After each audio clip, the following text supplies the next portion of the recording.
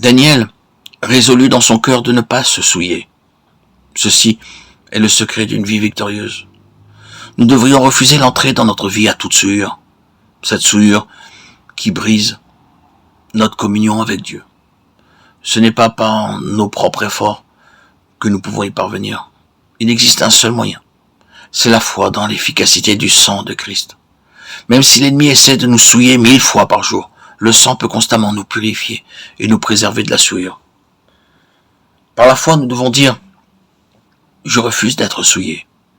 Je veux être purifié. Ô Seigneur, je veux que ton sang me couvre et me purifie. » Nous aurons ainsi la victoire sur n'importe quelle tentation. Daniel ne pouvait pas prévoir tout ce qui devait arriver dans sa vie, mais il savait que Dieu était en train de le préparer pour un grand dessein. N'oubliez pas que Dieu agit de la même manière à votre égard. Prenez donc dans vos cœurs la décision de ne pas être souillé. Lorsque Daniel prit fermement position, ses 3 amis trouvèrent le courage de le suivre. Si vous devenez vainqueur, 3 autres personnes pourront accéder à la victoire par votre intermédiaire. Il est certain que les 3 autres jeunes gens virent le courage de Daniel et la manière dont le chef des eunuques lui parla. De même, lorsque les autres observeront notre détermination et remarqueront que nous devenons l'objet de la bénédiction divine, eux aussi trouveront le courage nécessaire et prendront position pour le Seigneur. Nous lisons également que Daniel était préparé à ne manger que des légumes.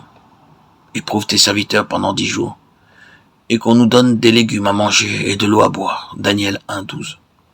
Lui et ses 3 amis ne réclamaient rien d'autre, ni boisson supplémentaire, ni lait, ni aucun autre aliment nourrissant.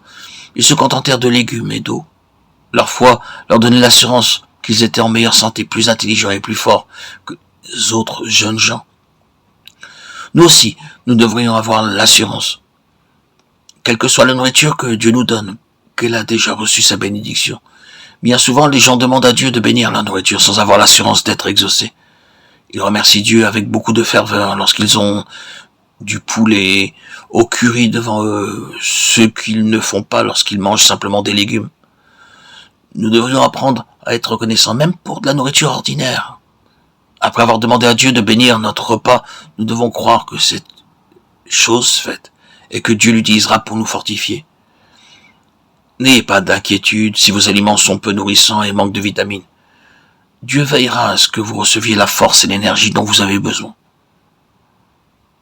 Nous avons demandé avec foi, exactement comme Daniel et ses amis demandèrent et crurent qu'ils recevraient de Dieu plus de force, d'intelligence et de sagesse que tous les autres jeunes gens. C'est parce que nous manquons de foi que nous ne recevons pas.